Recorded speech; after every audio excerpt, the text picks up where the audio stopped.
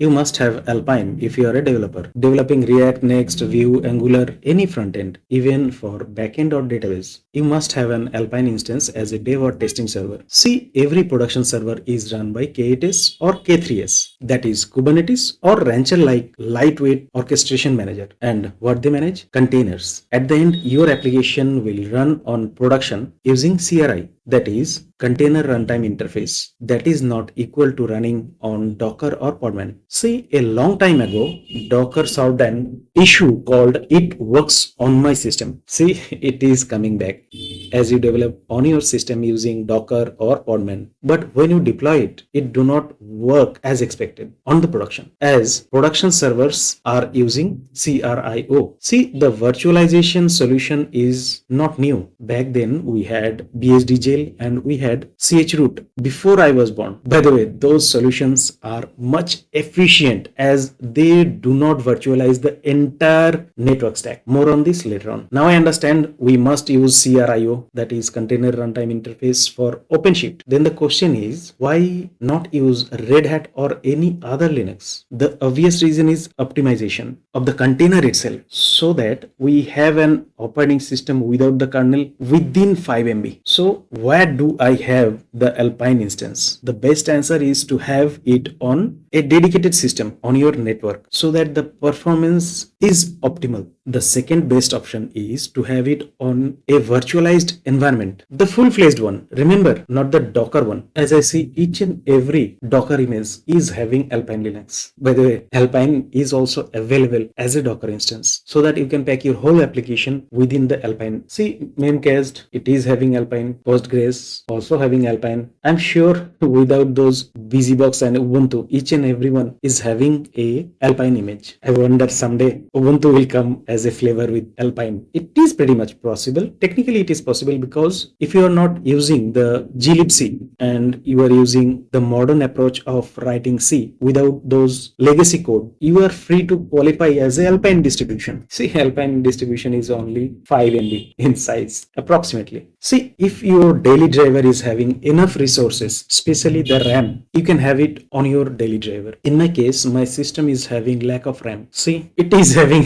8 GB of RAM and more or less 400 MB of free RAM. So it is not possible to virtualize a full Alpine Linux. Although it is possible, but I should not, because all those application I build will go to that instance and I will develop on that system itself. So I prefer to install on a separate system. By the way, you also can have this development or testing server on a cloud instance, but there will be a network lag and expense and cost involved to it. As someone said, it feels whack to have a Windows system. So why even I am having a Windows system? I should be using BSD, at least Linux, as a daily driver. That is a whole lot of other discussion for another day. Let's connect to my laptop using RDP protocol. The tool I am going to use is called Remina. Let's open Remina and connect to my system. Since the system goes to a hibernation or sleep mode, let me open this system. Okay, it should be connected anytime now. It is now connected and I am able to see the virtualized operating system. Let's take a quick look on those system settings regarding this virtualized operating system. System I am using like 4 cores, remote display. This is the main reason why I intend to use Windows like operating system for my remote work. I think I see I have dedicated 14 GB of RAM to this instance. Let's increase to 18 GB. Okay.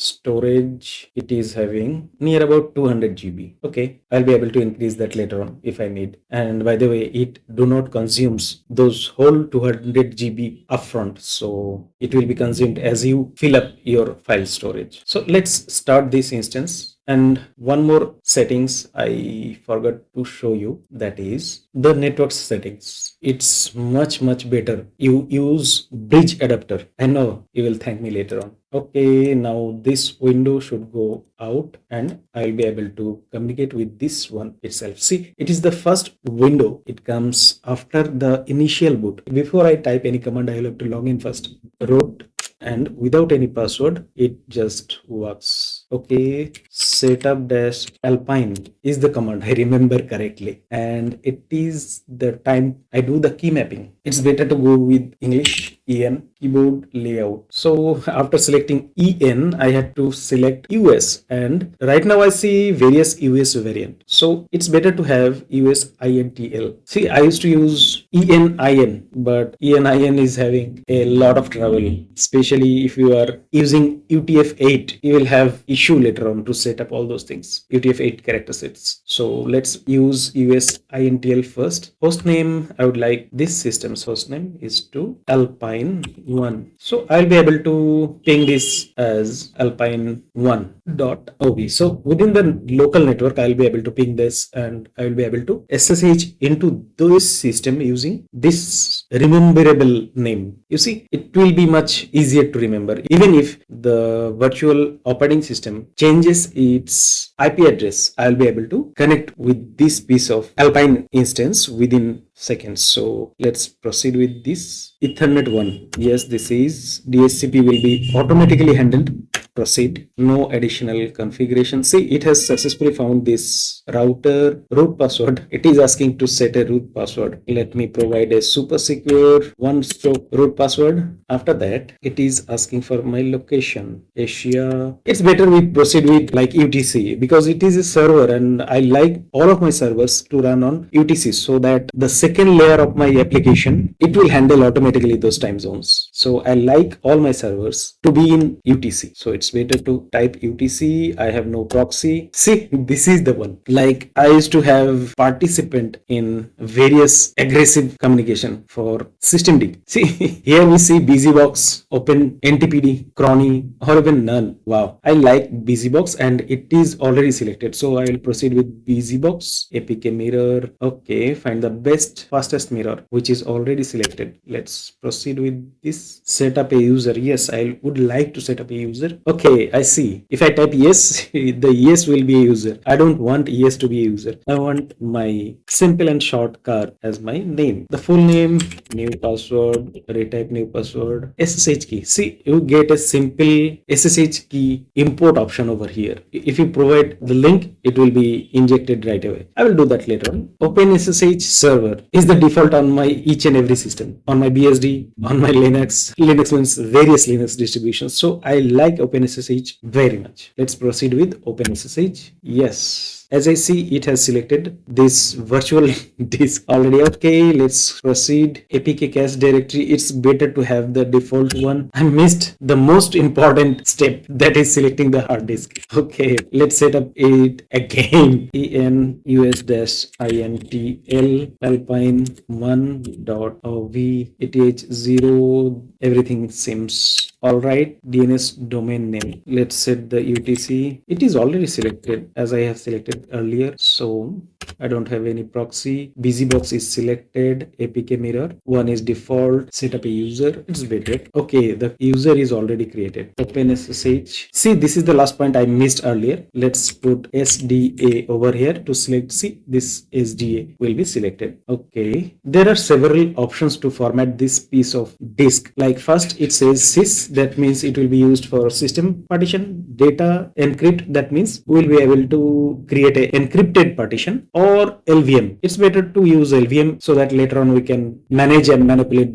the whole system, the whole disk. LVM data. This is the final warning if I want to proceed with this formatting. Yes, I think I have successfully installed the Alpine Linux on that virtual hard disk. Let's reboot. Before I reboot, I must remove the bootable ISO from here. So I'll not be able to remove this one or detach, I think. Okay, I see a remove option. Okay, I have successfully removed the bootable ISO. Now it's time to reboot this system. Let's see if I can reboot. Yes, the reboot is started. As I see, I have successfully installed Alpine. Now it's safe to remove the ISO file from here. Before I continue, I forgot to mention one thing. Like if you go to Arch Linux download page, you will see three different variation of ISO: standard, extended, netboot. I prefer the extended one. It helps me to install other packages later on. See, now I require this Kubernetes to be installed on the Arch Linux. Before I continue to dive for the setup purpose, I must enable the access so that I can remotely access using SSH. Root the secret password. Let's sign into the Alpine box. I see the system name DNS is not up and running still now. I will have to put the IP address manually. This is the IP to go. Yes, I trust the fingerprint. I'll have to type yes. Okay, now the super secret password. SU root the password. Okay, now I am a root user on the Alpine. There are different mechanisms I can securely log into this instance by using password. By the way, using password is not secure enough, I think. So it's better to have SSH login. There is a tool called SSH copy ID, but right now I will not be able to, as it is blocked using simple password login. So what I do, I will create a password and I will manually add authorized key over here. Root @lp1.ov.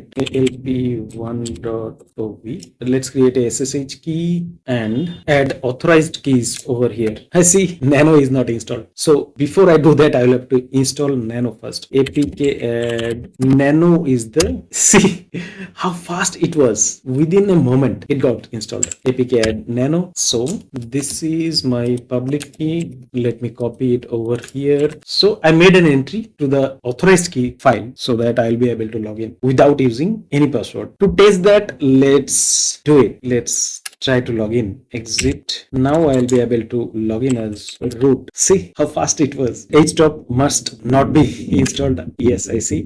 APK add HTOP btop. So btop is not installed. Btop did not find. Okay, I'll have to add the required repository must be edited. Nano repository file. See, this is the community one. I'll have to add the community version. Now APK update. After the update, I think I will be able to install HTOP and btop. See how fast it was. 162 MB in 65 packages already installed, just like a blink. See, btop is working fine. See, the operating system is using only 351 MB. That is quite impressive. HTOP is also working, but in case of HTOP, it is showing only 139 MB. Yes, it is real because while using btop is quite expensive in terms of memory and processors. So it uses around 100 or 200 MB of RAM. And by the way, top is the lightest one. See, there is an instance I have discussed all those TUI related tools. You better find and watch that first. Now it's time I install the Kubernetes K8s on this system. See, many of us, including me, used to use K3s, but I found it's better you practice and use K8s on your system, on your dev system, test system. It's better so that you can track any performance issue much earlier. Install K8s on Alpine Linux. See, we need those two entry to install Kubernetes or K8s, and it is asking to have swap off. I know swap is a great technology, but it do not support Kubernetes out of the box. So it's better to have like btop. I see there is swap. It's around 4 GB of swap. So it's better to have swap off, and see this FS tab, like after the reboot, the swap will continue to off. That is the reason why I think now the swap